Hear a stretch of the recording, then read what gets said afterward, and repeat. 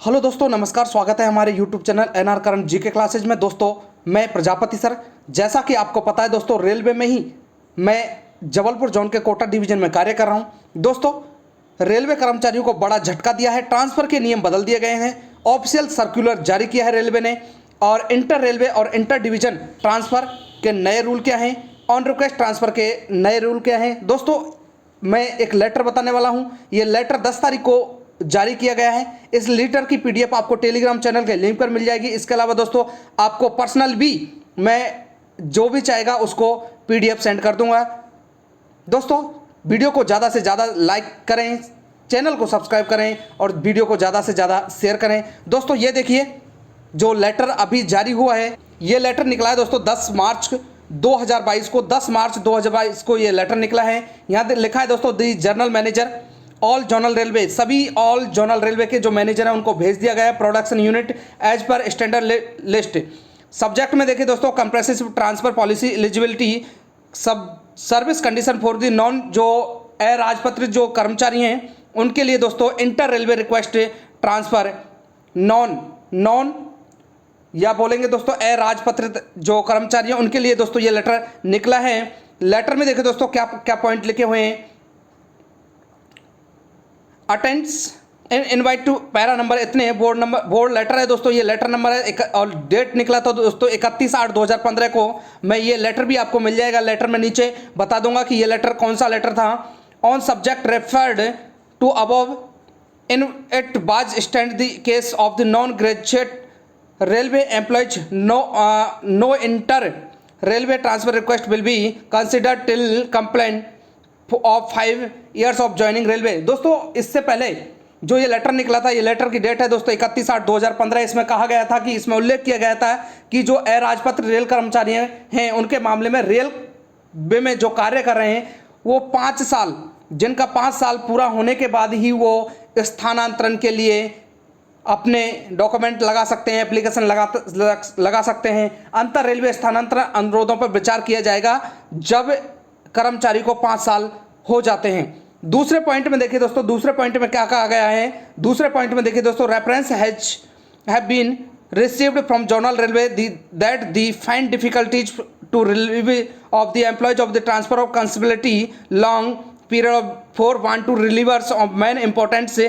दोस्तों, मैं इसका हिंदी आपको बता देता हूँ कि क्या लिखा हुआ है इसमें पूरे में, इस पैराग्राफ में। इसमें लिखा गया है कि जो क्षेत्रीय जो रेल हैं उनसे पत्र, क्षेत्रीय रेलों से काफ़ी पत्र प्राप्त हुए हैं कि जो सेफ्टी कैटेगरी के जो पद हैं उनको रिक्त नहीं रखा जा सकता और रिलीवर की कमी के कारण, जो रिलीवर होते हैं उसकी कमी के कारण लंबी अवधि पर स्थानांतरण पर भेजने के लिए कठिनाइयों का सामना करना पड़ रहा है।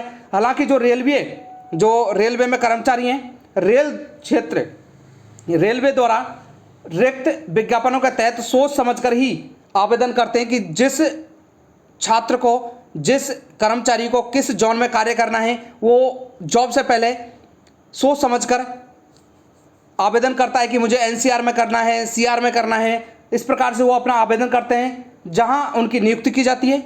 इसलिए उनके अपने गृहनगर के पास ऐसे स्थानांतरण के लिए कानूनी दावा करने का कोई अधिकार नहीं है कि वो कानूनी दावा नहीं कर सकते कि हमको होम स्टेट में भेजा जाए, होम टाउन में भेजा जाए।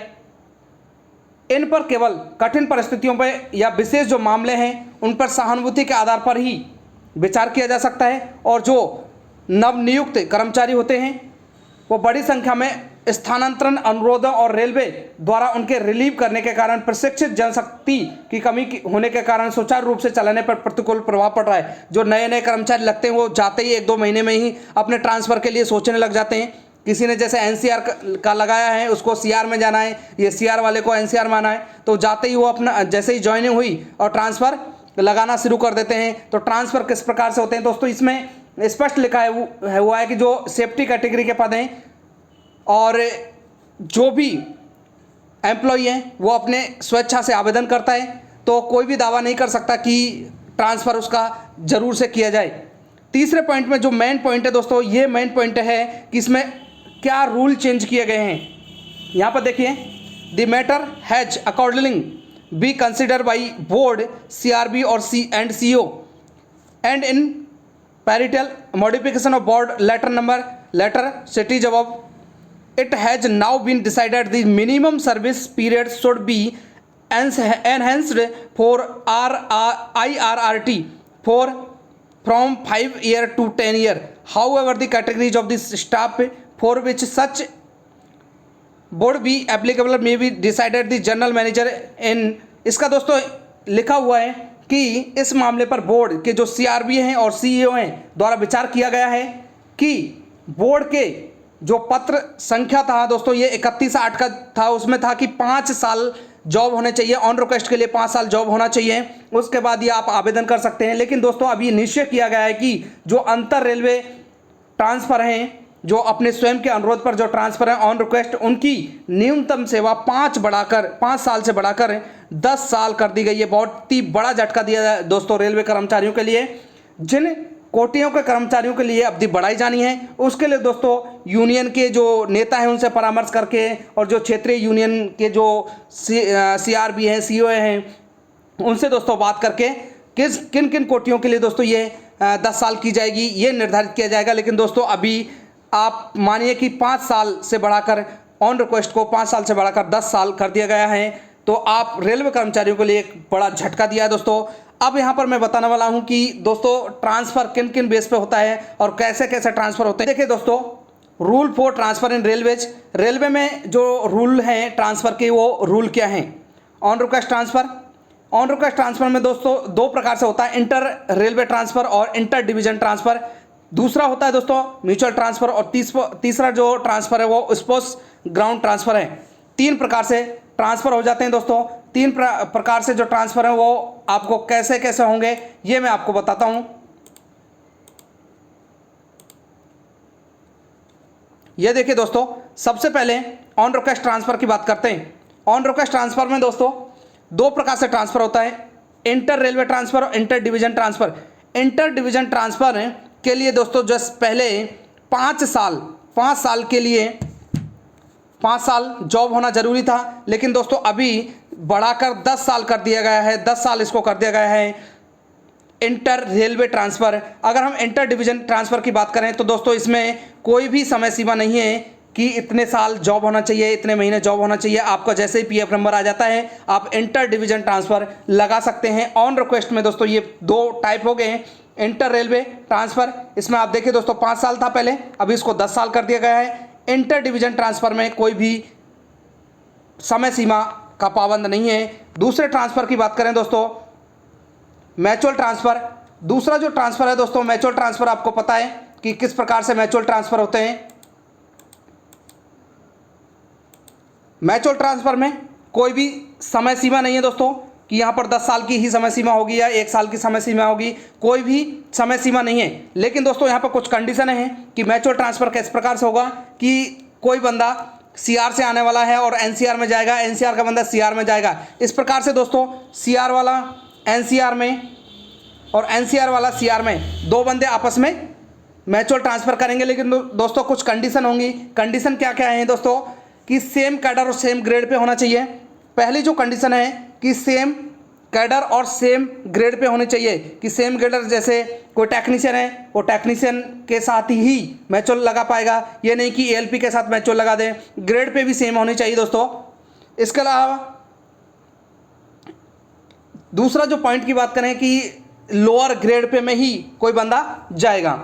अगर अगले पॉइंट की बात करें तो कैटेगरी UR वाला, OBC वाला, SC SC और ST ST, इस प्रकार से आपको ये म्यूचुअल ट्रांसफ़र करने होंगे।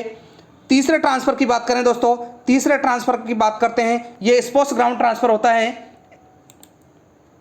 स्पोर्ट्स ग्राउंड ट्रांसफ़र में दोस्तों यदि जैसे पति पत्नी अगर रेलवे में ही काम कर रहे हैं, यदि वो रेलवे में ही काम कर रहे हैं और अलग अलग रेलवेज में अलग अलग जोन में कार्य कर रहे हैं हस्बैंड वाइफ, तो वो एक जोन में आने के लिए अपना आवेदन कर सकते हैं।